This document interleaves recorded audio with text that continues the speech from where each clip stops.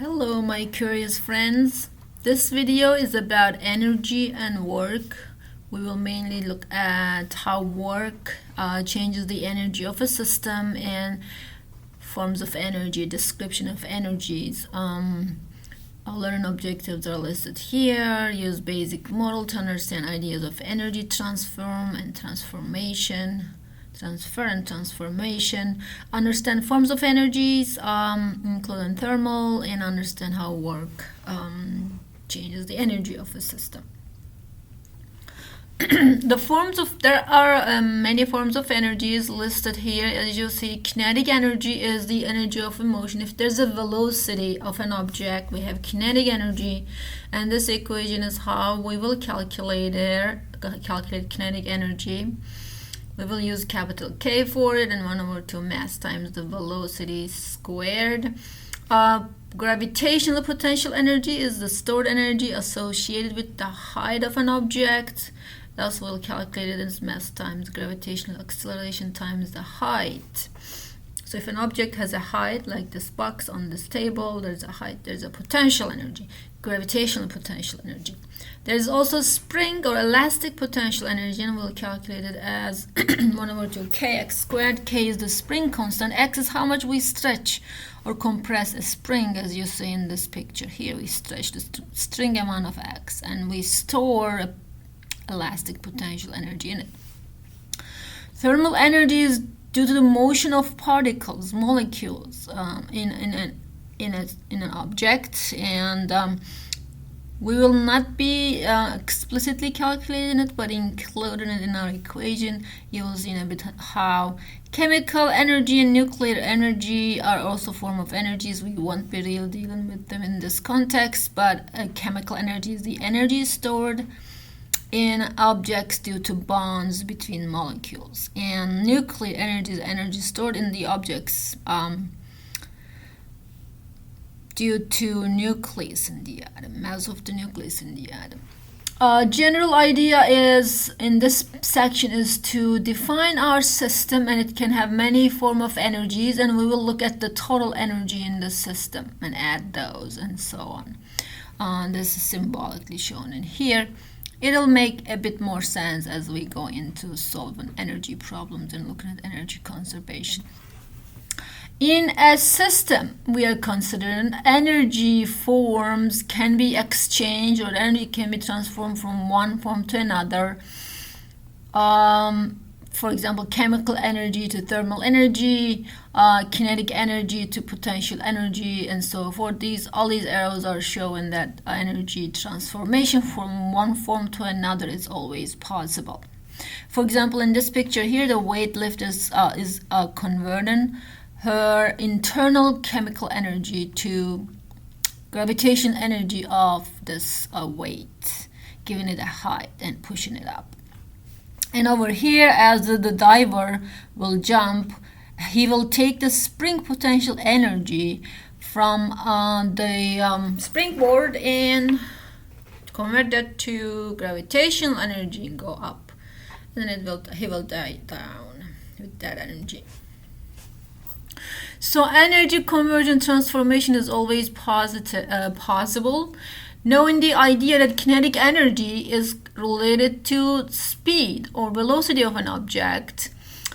Again, speed is the magnitude of velocity. I know I'm using them interchangeably. Velocity is only defined in the direction of the speed. Magnitudes are the same. So maybe I'll stick with speed here. Speed of the object. And gravitational potential energy, we will use UG for this as related to the height of an object.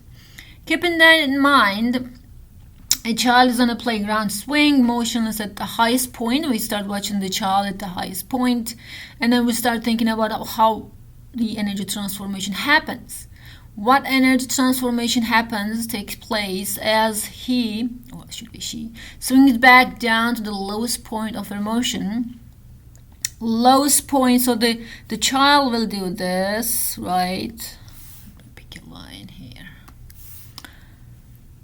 Come down and down and down. So what happens here, head height, let's take about her center of mass yes, here she had a height. That height decreases and decreases and decreases. At the height, what do we have is gravitational potential energy, mass times gravitational acceleration times height. She comes down, she keeps gaining more and more speed. Here she will have speed. So we have speed, we have kinetic energy. So some gravitational potential energy converts to kinetic energy as she comes down. Which option is that? UG, gravitational potential energy, to kinetic energy. All right. In this case, this is a little bit more tricky. There's a gentle slope, there's a skier, and skier sliding down with a constant speed. Good skiers can do that. I can't ever manage my speed in skiing. I have to learn that. All right, so there's a constant speed means constant what in terms of energy? Kinetic energy. So kinetic energy is not changing. There is no conversion to kinetic energy. That's what it means. The sky is constant here. What energy transformation is taking place then? As the guy comes down, I'm going to show a height again from kind of center of his body. Height. He had a gravitational potential energy at this height, mgh. As he comes down, since he's keeping a constant speed, he has a constant kinetic energy. Then where does this gravitational potential energy as he comes down, that could only be explained as there's a friction in between his skis and the snow, and that is causing a heating, and the energy he loses turns into thermal energy, then heats up the molecules in the snow and melts them a little bit. So that was the trick here. If the kinetic energy was not constant, so the conversion here, since the kinetic energy is constant, only conversion here is this option, right? Gravitational potential to thermal. If the kinetic energy was also increasing, we would say a little bit of potential energy, gravitational potential energy, is converted into thermal energy, heating the snow, and a little bit of it is converted into kinetic energy. Hope that makes sense to you. So all sorts of energy transforms are possible. This is summarized in here. As we look at it in a system, we will separate our system from the environment, and we will say in a system the energy transformation can be happening, but total energy will be conserved in a separated system. And however, outside work can be done on a system, and then by doing outside work we can change the energy of the system. We can add energy or remove energy to the system. So if there's a change of energy in a system, that means there's a work done, okay, on the system, or some work is done against the system and some energy of it is taken away. This can be easily summarized as work done is equal to change in energy in the system. And again, the work is done on the system by some outside force. For example, this athlete is throwing a shot and he is giving kinetic energy to this ball over here by pushing it with a force for a distance and letting it go. The boy does work on the slingshot, gives an elastic potential energy. So he changes the elastic potential energy of the slingshot by pulling it to a distance and giving it an energy. He does a work in the slingshot, and here's the outside or the environment. And we will use the simple idea of how work done causes a change in energy of the system. Isolated system, that was the word I was looking for.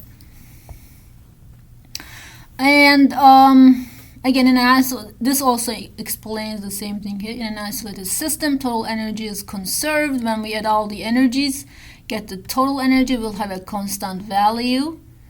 Unless there is a work done on the system by outside, then we can change that total energy. We can easily calculate the work as the force times the distance that the object travels along the force or the system. For example, here I have a system of a sail and a person sailing on it. Wind pushes on the sail with a force F, and it causes it to travel a distance of d along that force. Work done is F times d. Unit of work is joule, and it's the same for energy because work is equal to change in energy. And we know the unit of force is Newton and unit of distance is meters, so joule is equal to Newton times meter. You don't have to remember this, but you have to remember if I take all my values in SI units, joule will be the SI unit of work or energy. Alright. Work can be positive or negative or zero. This is very important. So we can cause, by the work we do, we can cause a system's energy to increase if we are doing positive work on the system, or decrease if we are doing negative work on the system. Or although we apply a force, we may not be doing a work. We'll get to there soon. Here's a quick check. A crane lowers a girder into a place at a constant speed. I'm going to try to draw a crane here to help you guys visualize that. Very, very ugly picture, but lowering something. Let's say it's a box or I don't know. With a constant speed. All right. Again, constant speed. Kinetic energy is constant. I am lowering it from a height, so there was a gravitational potential energy here, right? mgh. There's a constant kinetic energy. So let's see what the question is saying. Consider the work Wg done by the gravity and work Wt done by the tension in the cable, which is true. That's very interesting. So forces does works, right? So we look at forces here. There's mg, weight of the object, and there's this the rope. It has a tension T. As we are lowering down this object, right, we travel a distance d. I can call this h2, but it's d here, so I'm going to keep it as d. Distance d. Oh, I did a really bad work on this level here. Let me redo that. I'm going to draw a straight line. Let's say we lowered it from, maybe this is better, here. So d distance is traveled. Okay. If I am traveling, if my force is in the same direction as the distance I traveled, I'm actually gonna show this distance as well, like it is shown in here. Indicating the direction will make it better. So here is the direction I travel my object. This is important here. So I'm traveling, lowering it down, traveling in that direction. So my mg is in that direction. Whichever direction my object is moving here, I'm going to take that direction to be positive. And the forces on that direction are doing positive work. Okay, I want you folks to do the same. And the other direction, the opposite direction, I'm going to take as negative, and the forces in that opposite direction are doing negative work. So here, the work done by gravity, work G, is positive because that's the traveling direction. The force in that direction will be positive, and the work done by the tension, Wt, is negative. And we will always do this, okay? And the answer is B. Vg, gravitational work, let's say, is larger than 0, and Wt is smaller than 0. So the downward force of gravity is in the direction of motion. It does a positive work. Upward tension is in the opposite direction. It does a negative work. Keep that in mind. This is the approach we'll be taking here. Here is a nice short example. A dog in a weight pulling competition tugs a sled 4.9 meters across a snowy track at a constant speed. We have constant speed. In the context of energy, we say if we have a constant speed, kinetic energy is not changing. And travels it to a distance of d, 4.9 meters, given here. Let's put it in here. We have a nice picture drawn for us. And they put the values on the side, actually. Each ways are right. But if I can, again, I like putting the values on the picture. It helps me see better. Do your own way. Tension in this string that pulls on the sled is 330 Newton. How much work does the dog do? Where does this energy go? Now the work done. Force times the distance, simple as that. The dog applies this tension force, apparently, right? Dog pulls on the string, so that's the force applied by the dog, and force times the distance will be the work the dog does, and we'll just calculate that. It will be 1715 joules. Okay, Newton times meters. We said that the work is equal to change in energy. Here, kinetic energy is not changing. We'll call these like initial kinetic energy and final kinetic energy. We'll practice with this a lot. K initial, K final. Same. No change in kinetic energy. But where does the work done by the dog goes? Similar to the slide and person skiing on the hill, if there is no change in kinetic energy, all the work done is gone to thermal energy. There is friction between the sled and the snow, and that friction takes away the work the dog does, apparently. I'm gonna call this a friction.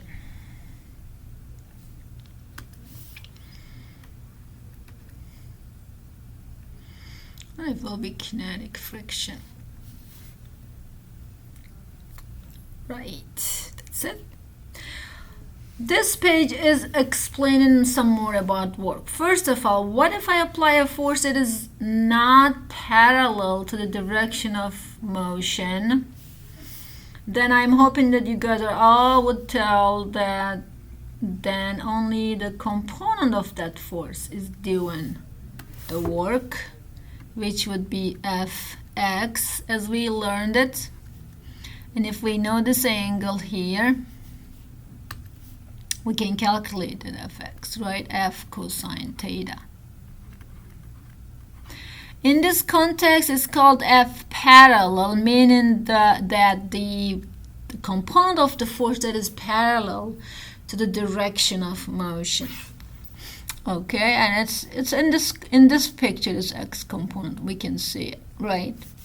But it may vary depending on the situation. So we will always look at the component parallel to the direction of motion, find that component and multiply it by the distance. That will be our work if our force has an angle, and it will always be F times d times cosine theta.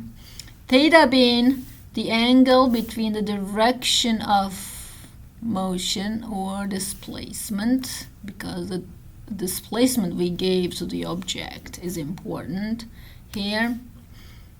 So the theta is the angle between the displacement or direction of motion and the force applied. This, the right part of this figure is showing all different types of situations we can find. What we learn from here tells us that we do maximum work if we apply our force parallel to the direction of motion or direction of displacement. Then cosine theta is 1. We have work is equal to Ft.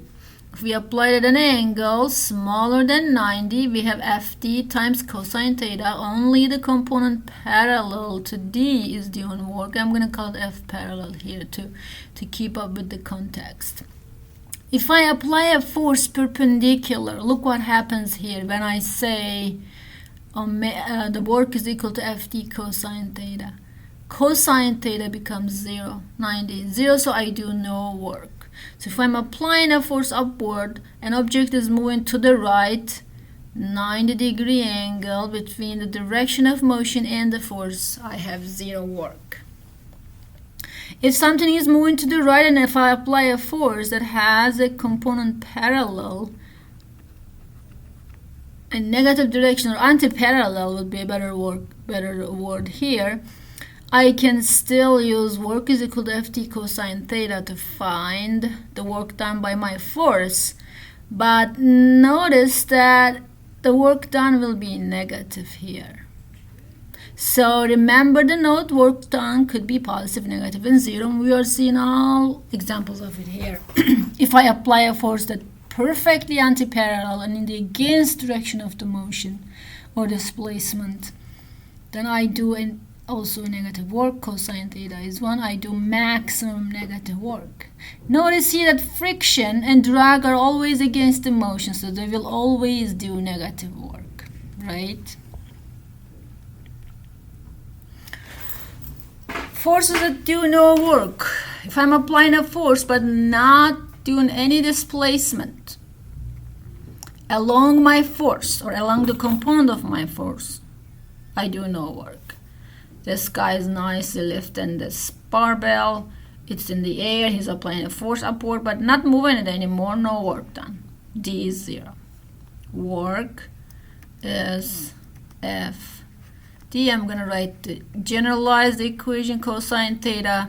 Theta is the angle between D and F, which is 90-degree here, which is why I have a 0 work. If I'm pushing and pushing on something and never able to move it to any distance, I do a 0 work, of course. Or, as the previous page mentions, if I'm applying a force, but force is perpendicular direction of motion, I do no work. Here, although I'm carrying a suitcase to a distance of D, the force I apply is upward, so I do no work on the suitcase. A quick example involving that, I swing a ball around my head at constant speed. Yeah, remember folks, this is uniform circular motion, horizontal. Right? Uniform circular motion. Constant speed, but direction of velocity is always changing. So magnitude of velocity is constant, but its direction is always changing. Uniform circular motion. Remember what was the direction of force in a uniform circular motion? And always towards the center. If I have a rope here, it will be the tension force always towards the center. Same goes for A, acceleration, and the force I apply is always perpendicular to velocity, so I do 0 work. Why? The force I apply is perpendicular to direction of motion, always perpendicular. And as you guys hopefully remember, pick a different color here. The distance traveled, of course, will be along the circle here. I can find my d's in that. If it's one full rotation, for example, it's 2 pi r, and it's always perpendicular to my force. So work done is 0. Here is another example, a little bit more involving. Lady pulls a suitcase with an angle and pulls it to a distance of s. I'm going to call it d here to stick with the same notation.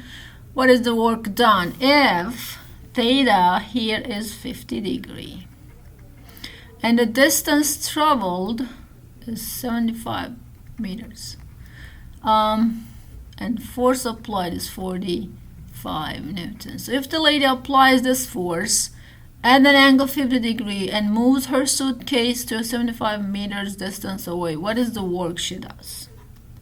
Work done is equal to Ft cosine theta, that's all, 45 Newton times 75 meters times cosine 50 degree. And that should give me a value of 2169.41 joules. SI unit for work or energy. That's it.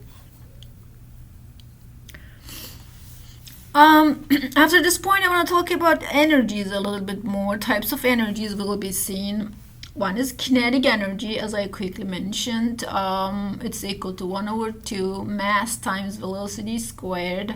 So if an object has a velocity or a speed, again, velocity is the speed with direction, it will have a kinetic energy. And we call that translational kinetic energy if something is moving along a line. If something is rotating, it will have a different type of velocity. We call it angular velocity. And it will have a rotational kinetic energy with this velocity. And the values would be given because we are not really covering calculating angular velocity and so on. So if there is a motion, rotational motion, angular velocity is given, and its I is called moment of inertia. That will also be a given.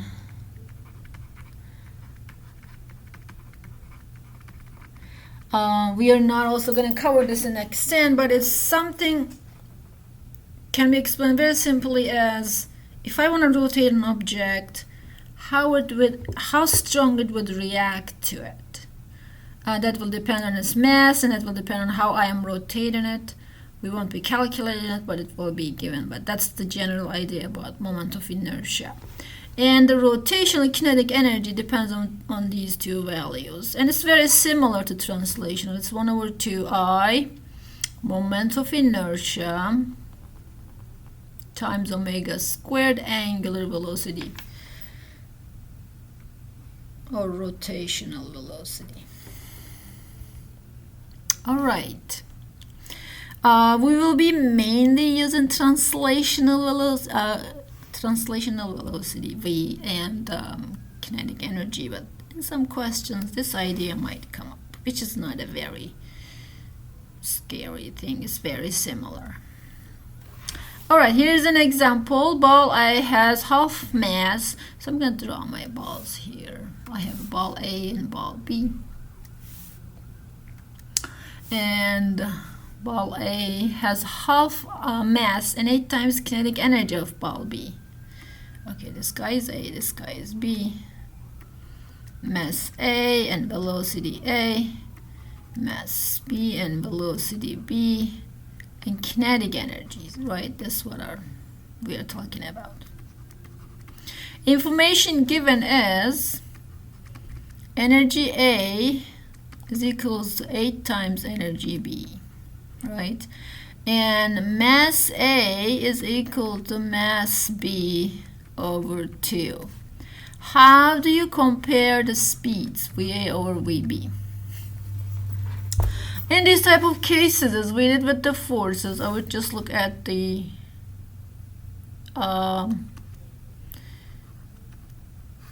ratio of energies.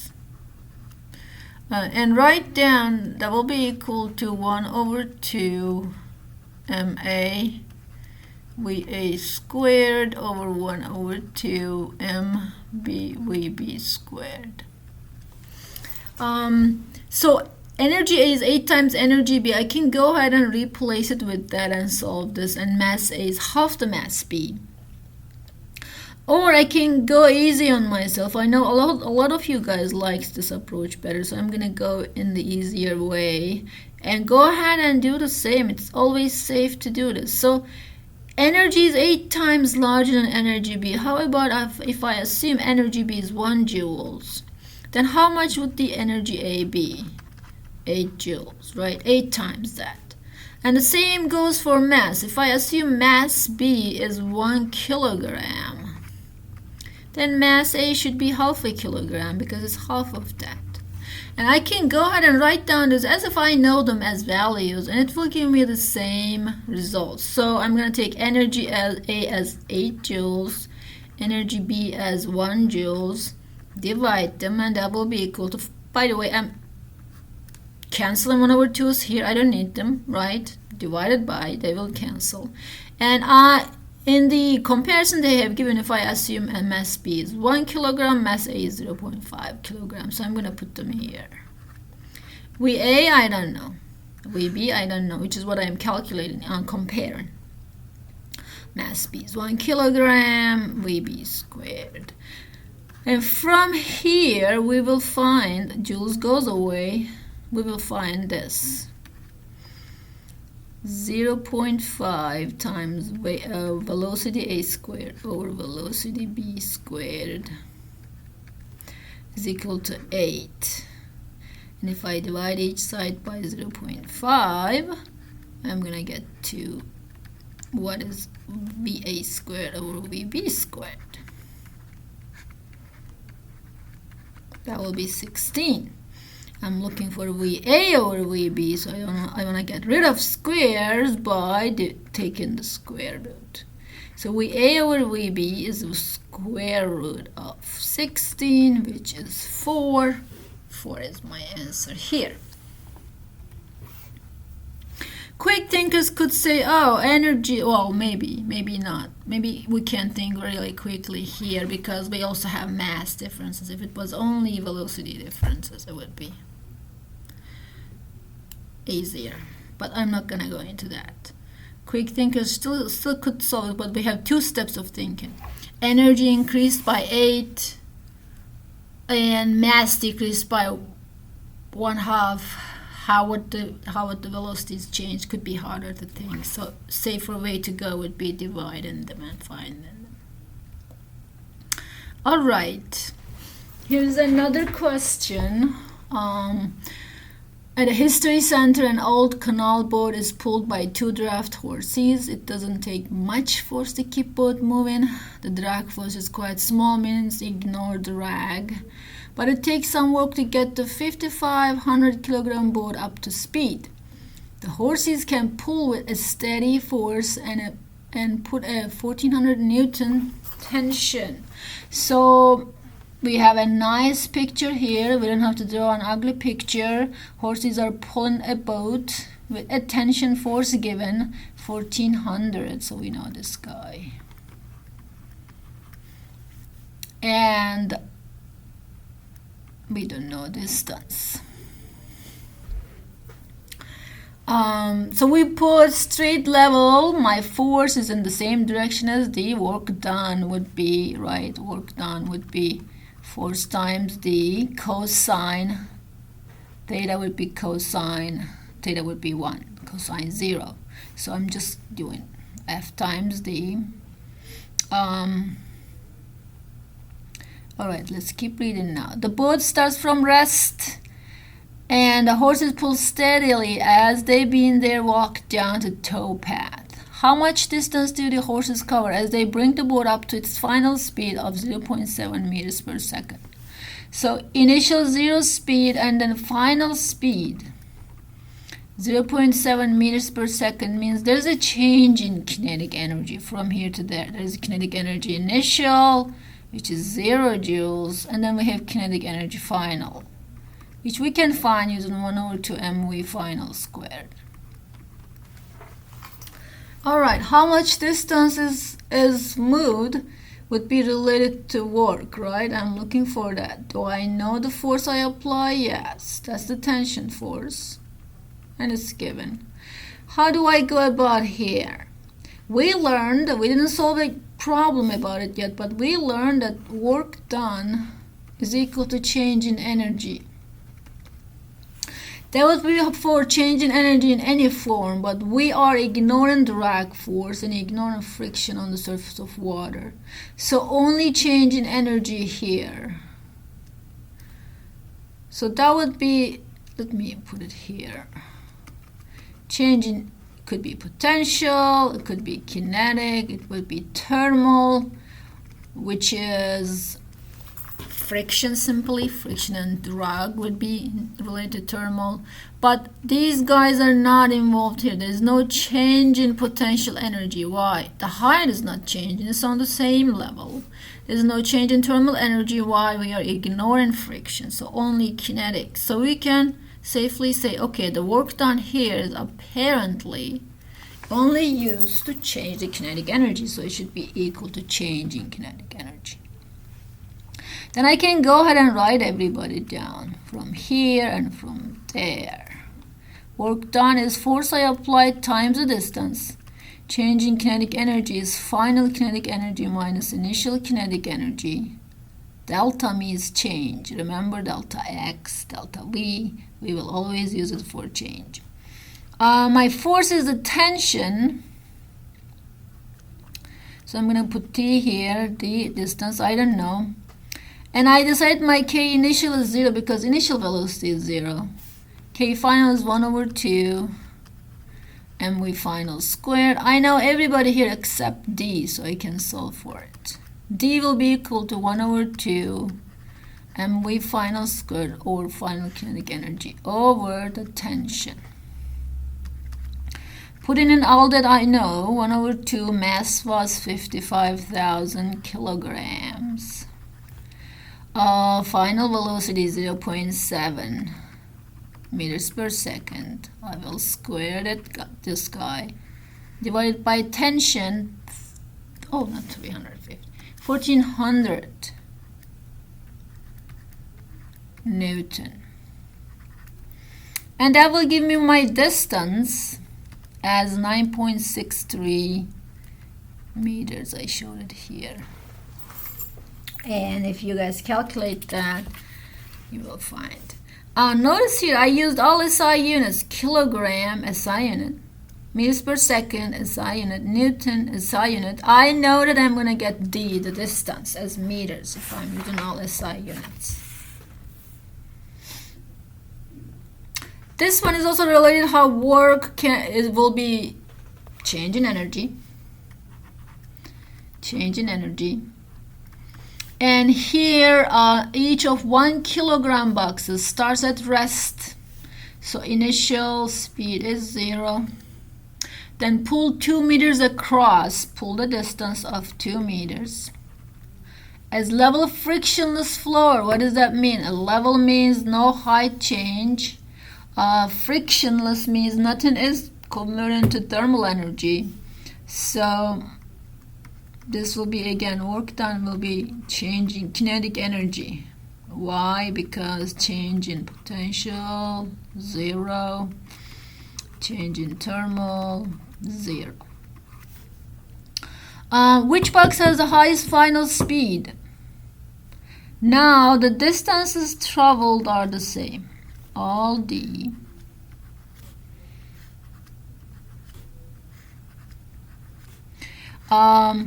Potential and thermal energies are not changing, only kinetic is changing. So whoever does the most work, right, the largest work, will give the largest change in kinetic energy. And kinetic energy is equal to 1 over 2 mv squared. So the final speed will depend on how much work is done because all the boxes has the same mass. So what I have to do here is look at the works. Let's call them work 1, work 2, work 3, or work A, work B, work C, and so on. And compare them. Whoever has the larger work done on the system will be changing the kinetic energy the most, which will give the box the highest final speed. Now the work done will be dependent on force times the distance times cosine theta. Distances are the same, right? Same. So let's rewrite this. Whichever side have largest f cosine theta, whichever option has largest f cosine theta, since D is the same, I pull it here. whichever has this largest will have the largest work done, which will cause the largest change in kinetic energy, which means we'll have the largest or highest final speed. Looking at the forces here, 10 Newton 30 degree, 20 Newton 30 degree, this guy will be less than that for sure. 10 Newton 45 degree, 20 Newton 45 degree, 10 Newton 60 degree, definitely less. Larger angle here will have a smaller component, F cosine theta, right? I'm canceling this 10 Newton as well. 20 and 20 I'm going to compare. Whichever 20 will have a larger, let's call these F2. So F2 and F4 are equal to each other, but F2 has a smaller angle with the distance, the direction of motion, or with the distance traveled. So F2 cosine 30 versus F2 cosine 45. I can logically also see that larger angle will have smaller component along the horizontal or the distance. So this guy will have the largest F cosine and thus largest work and thus largest change in the kinetic energy. If you like, you can go ahead and calculate and compare, which will take a long time. I went in the logical way here. So whichever has the largest work, omega 2 is the largest, then delta K2 will be the largest change in the kinetic energy. And if there's the largest change in the kinetic energy, all starts from zero velocities, this guy will have the largest final speed. V final 2 will be largest. Potential energy. It is there if we have a height. This elephant here has a height and it has a potential energy. It's mgh. If I'm lifting up a book, I'm doing a work on it, pulling it against the gravity, and I store an energy in it, and that stored energy is gravitational potential energy.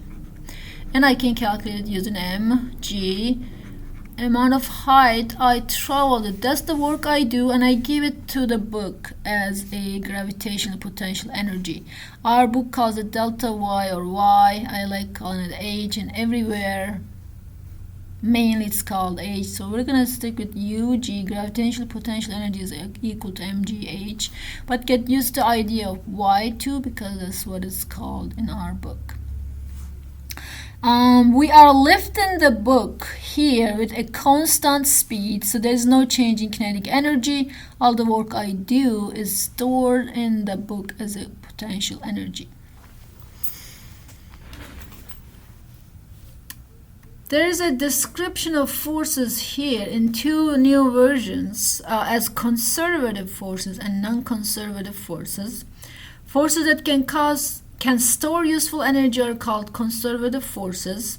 Gravity and elastic forces are generally conservative forces, and forces that cannot store useful energy are called non-conservative forces. And the main non-conservative force we encounter in daily life is friction force.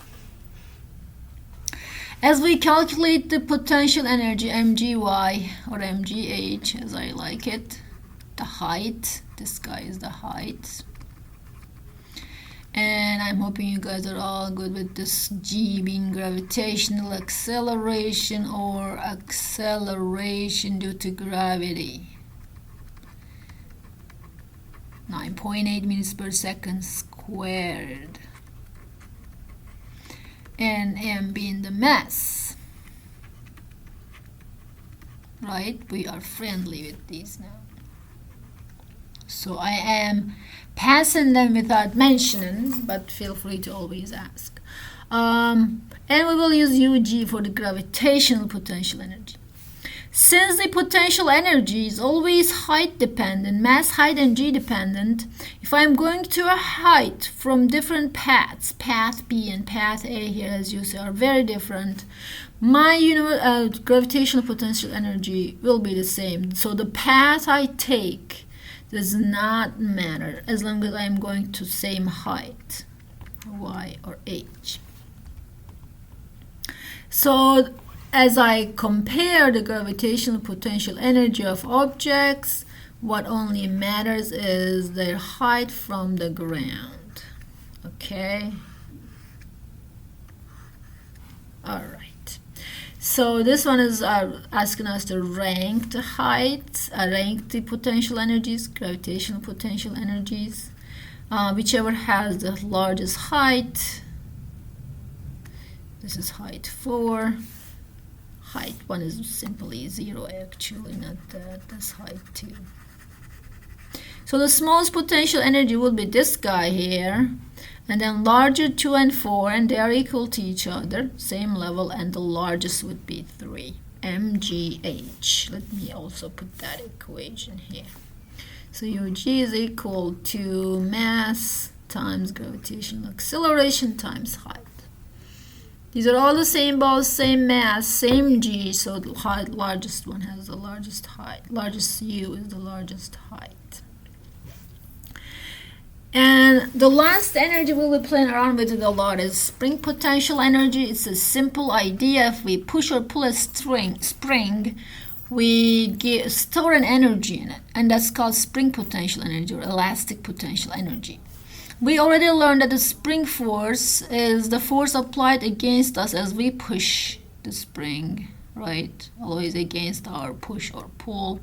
And it can be calculated using spring constant times x, a reminder here. And the potential energy we will store in the spring will be 1/2kx squared. Here I am doing a work and storing an energy in the spring as I push it with a force. And the force I apply is actually equal to spring force. We can derive that energy using work is equal to change in energy. And we will get this value here. A simple question here. A spring has spring potential U spring.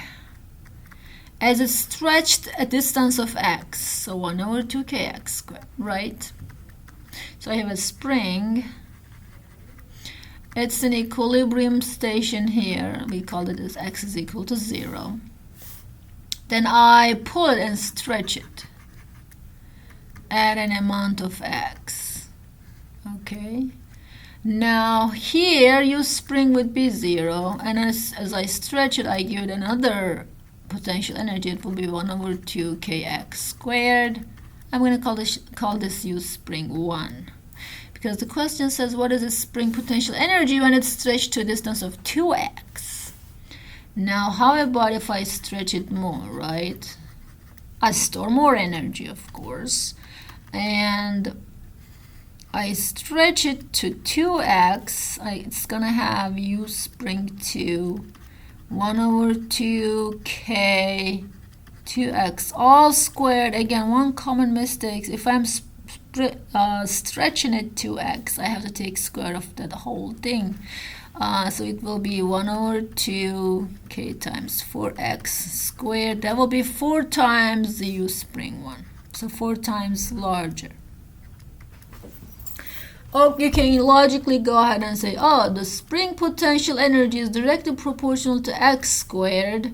So if I stretch it twice larger, it will have 4 times larger spring potential energy. Here it's very simple to go by logic and solve it. In the following lectures, we'll be talking more about work done in a system and how friction and drag works against our work generally.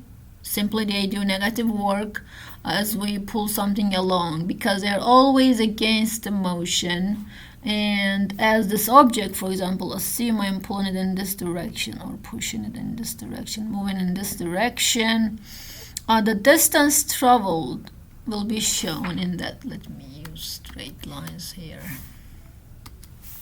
and a different color.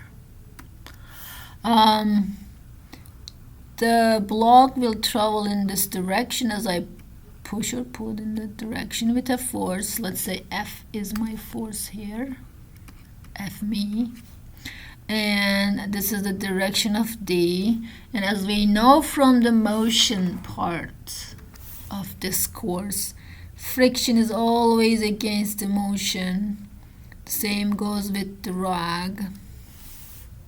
So that will be F friction. As I do a work and push the block along D, I do a positive work, so work me will be F me times D if it's parallel, right? But the friction force, which will be kinetic friction here, is moving, work friction will be a negative work because it will be F friction times D. And we will take the direction of motion or direction of D positive, so F me will be positive here, F friction will be negative. So this work will be negative, work of friction, because this guy will be negative. Remember, work can be positive, negative, and zero. And the work done by the friction actually always stored as thermal energy in the system.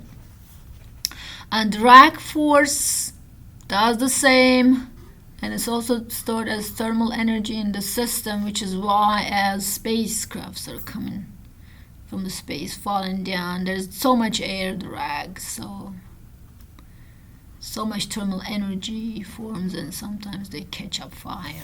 Fire should be red.